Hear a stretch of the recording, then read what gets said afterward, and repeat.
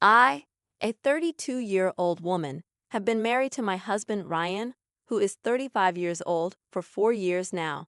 My background is quite different from Ryan's.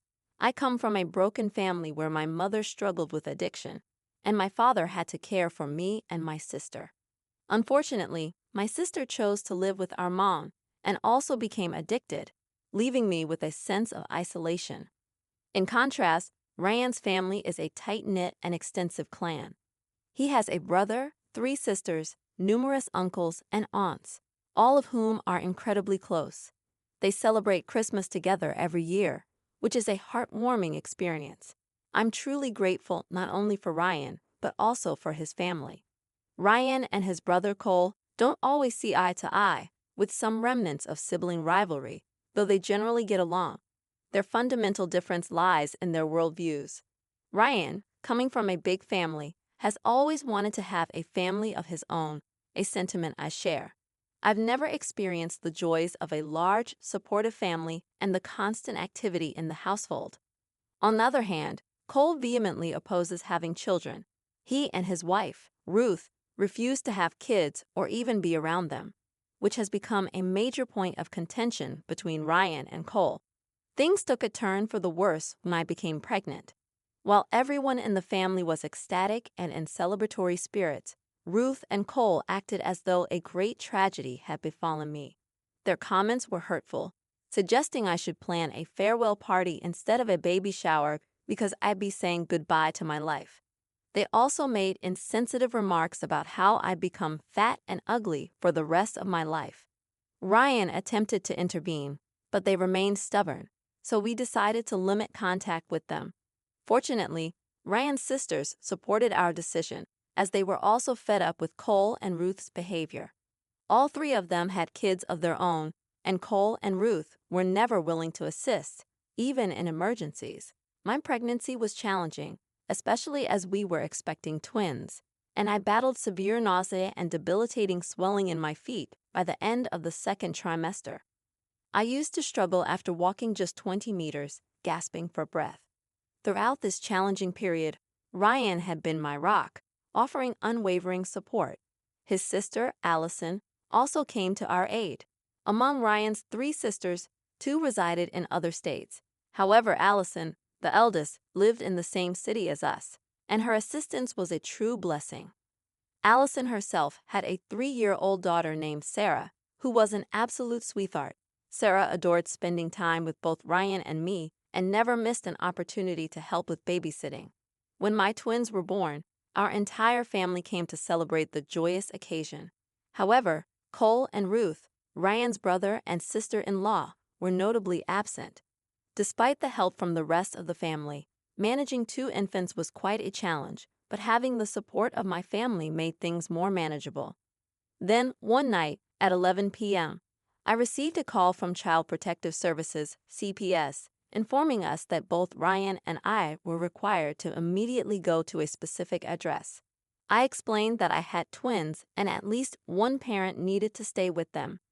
CPS insisted that I come while leaving Ryan with the children, as they had received a report of an unattended child alone in a house a few streets away, and that house belonged to Cole.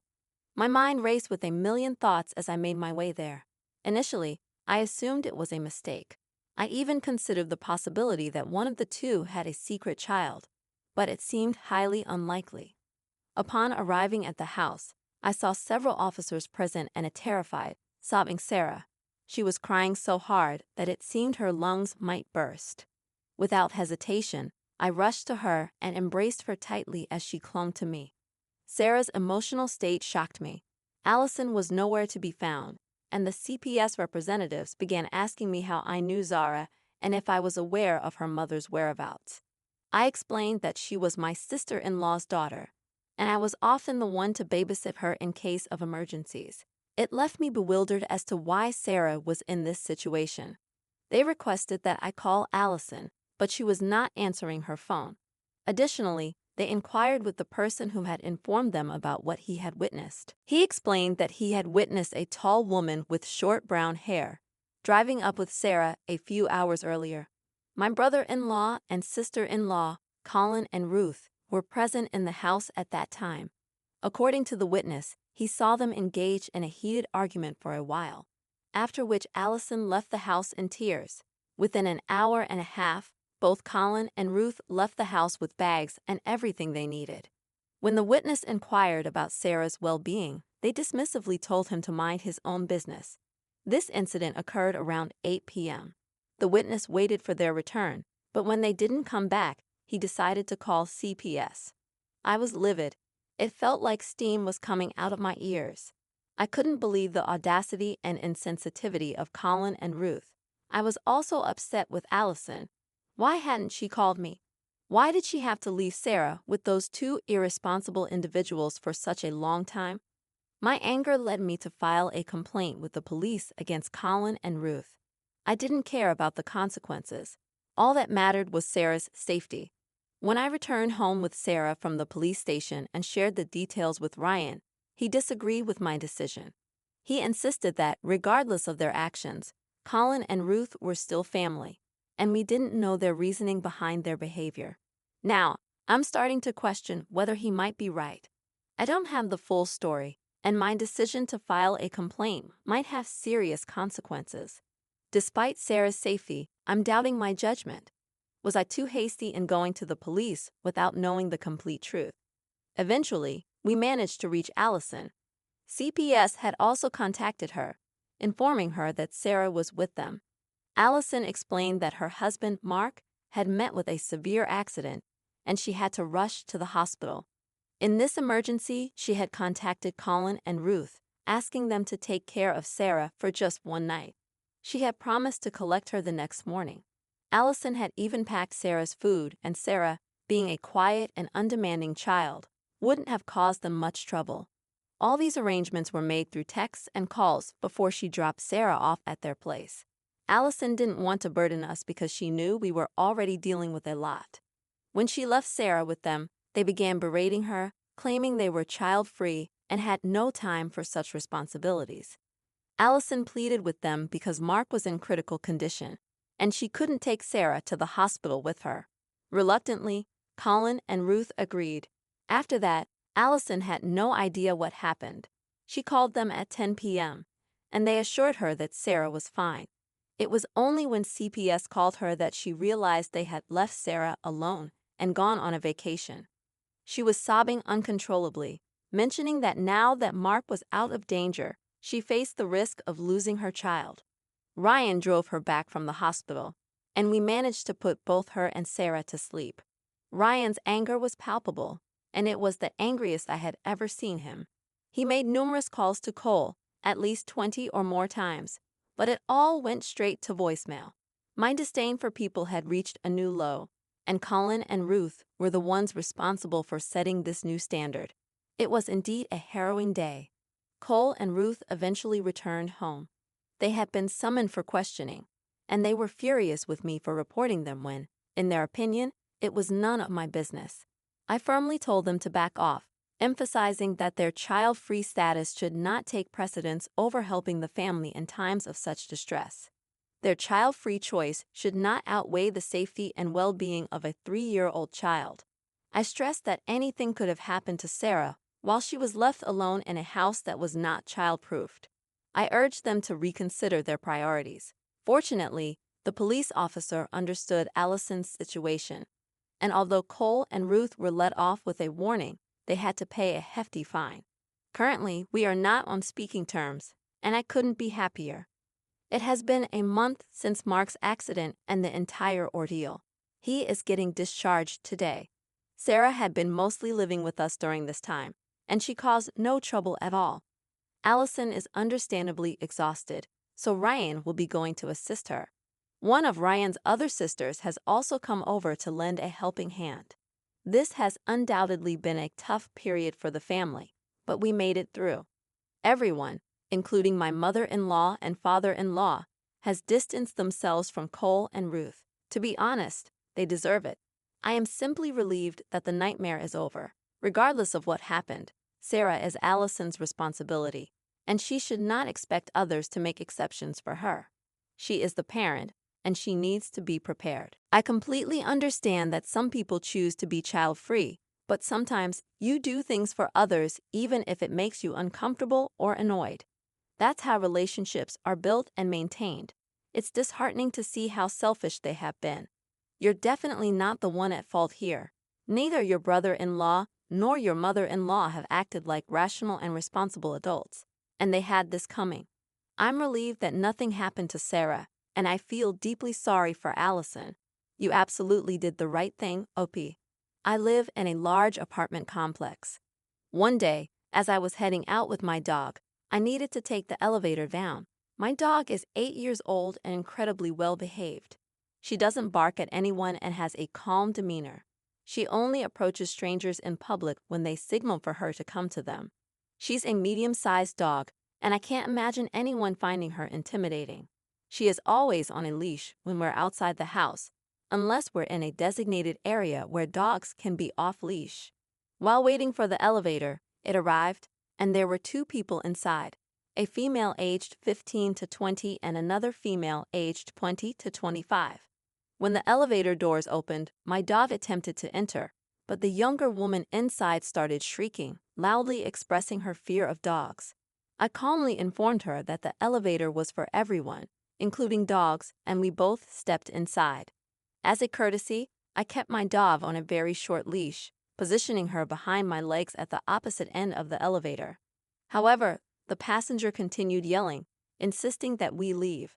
I responded by saying she could take the next elevator if she didn't want to ride with a dog.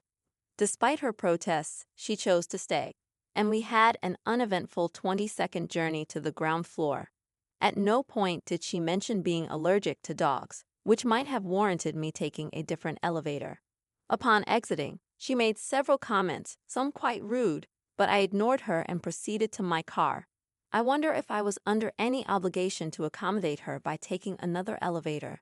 I understand the analogy of the sword, meaning if it were another situation, I would have waited. However, in this case, it wasn't about my appearance. It was about my dog, whom I consider part of my family. I find it difficult to accept discrimination against my dog, just as I would against any family member. Am I in the wrong here? Should I have chosen to wait for the next elevator? I appreciate the feedback, even the critical ones. I posted this to learn, grow, and be better. I acknowledge my oversight, and I understand now that it wouldn't have cost me anything to wait for the next elevator. I will make that choice in similar situations in the future. Additional context: my dog was behind my legs, pressed against the elevator wall. The other passenger could have easily exited if they had wished. I want to clarify that I did not corner her, as some have suggested. I was positioned between the other passenger and my dog was on a very short leash. On a related note, we are planning to visit my husband's mother's house for Thanksgiving.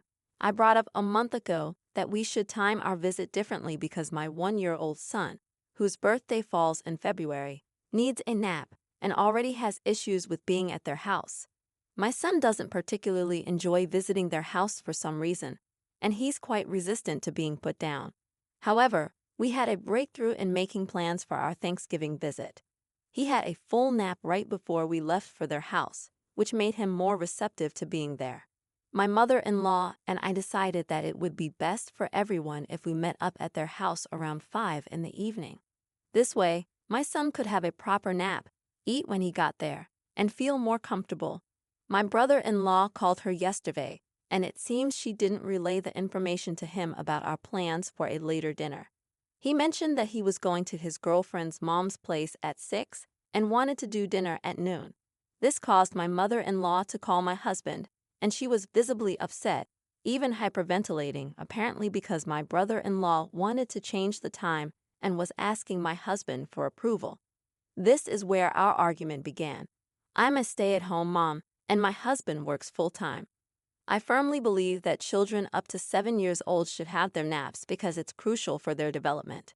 I expressed my frustration to my husband, explaining that if I had known the time was going to change, I would have adjusted our son's sleep schedule. I didn't want to go there and have an upset child who missed his nap and wouldn't eat until 4. My husband's response was that our son would have to do things he doesn't want to in life. so it shouldn't matter if he doesn't get a proper nap. I became upset because I felt like he wasn't prioritizing our child's needs over dinner plans. I understand that I could be the one in the wrong here, but I don't see how it's fair to our son to skip his nap altogether. I just didn't understand why my husband wasn't putting our child's well-being first over dinner plans. I recognize that my child doesn't revolve around our schedule. Instead, we should adapt our schedule to meet his needs. I got upset because I couldn't comprehend why my husband wasn't putting our child's well-being first over dinner plans. I understand that I might be in the wrong here, but I don't see how it's fair to our son to skip his nap altogether. I'm torn, Reddit, so please let me know if I'm being unreasonable here. I'll gladly answer any questions to provide more clarity. Update. I've decided to give up the fight and just go when they say. Everyone else's happiness seems to matter more in this situation, and I've reached a point where I no longer care. When my husband came home, he immediately called his mom and vented his frustration about the sudden change in dinner time, emphasizing how absurd it was to cater to his older brother. He passionately expressed his annoyance for nearly 2 hours, highlighting his brother-in-law's disrespectful behavior, which we've grown to despise. Oh my goodness, everyone in this post is absolutely wild. I want to express my gratitude to all of you who truly understand the challenges of children's sleep schedules and the chaos that ensues when it's disrupted. We've decided to comply with the new time, although my husband informed his mother that we might not be able to eat much, as our son is likely to be upset, given the change in his routine. Luckily, he napped an extra hour today, so hopefully that might make things a bit easier, but who knows for sure. Additionally, I am thankful that my husband stood up for us. Initially, he brushed off the significance of our son missing his nap, saying, "Who cares?" just to pacify his mother. However, after reflecting on the situation during the rest of his shift, he came to his senses. Being the youngest in the family, he often feels overshadowed by his mother's preference for his older brothers. There's an ongoing struggle between the siblings, and my husband frequently feels disregarded. Regarding our son sleeping at their house, it's simply not an option. Unlike some children who can fall asleep anywhere, our son doesn't easily settle down. Unfortunately, my husband's family consists only of his mom, his 2 brothers, and his stepdad, with no cousins or extended family. It's a small family, which usually makes planning events ahead of time easier. We confirmed the dinner time with his mom on Sunday, and she admitted that the confusion was entirely her fault for not informing his brother about the set time. However, she has chosen to ignore my husband's inquiry about why she's prioritizing his brother's wishes over the previously agreed-upon schedule. The older boys tend to use the tactic of threatening not to show up as leverage, and she believes my husband will follow suit and not attend at all. We've decided to stick with the changed dinner time, putting an end to our earlier disagreements. Yes, my husband has his flaws, just like anyone else, and I'm well aware of my own shortcomings. We make a conscious effort to acknowledge our issues and work on them as a united front, always striving to do what's best for each other. Holidays tend to be a bit challenging for both of us, creating stress and tension at an all-time high. He's been in this situation before and understands it, but the way we met is quite unconventional and wild. However, we genuinely love each other deeply. My husband works 6 days a week, putting in long hours of 9 to 10 hours a day to provide for our family and pay for the house we own. While I am the primary caregiver, he is also very present in our children's lives. Following dinner, as I was on my way home, words were exchanged about his dog's behavior as it kept taking food from my son's hands. I told my brother-in-law to back off, walked into the bathroom, and just as the door latched, I overheard him talking to everyone about me, mentioning that I had told him to back off regarding his dog. Frustrated, I stepped out of the bathroom and impulsively grabbed a handful of freshly carved turkey, which I threw straight at his face. My husband had to step in to calm us down, and then went to find his mom, who was likely hiding upstairs, possibly in tears. He eventually convinced me to return inside to finish dinner. with the condition that we drive 2 hours away on Monday to get Hawaiian food. I firmly believe that a child who hasn't had a nap can make dinner a challenging experience for everyone. Your mother-in-law knew and understood this, which is why she agreed to change the dinner time.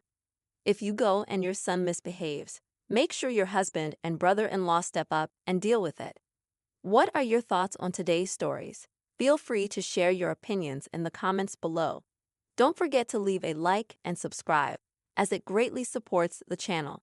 We look forward to seeing you in the next one.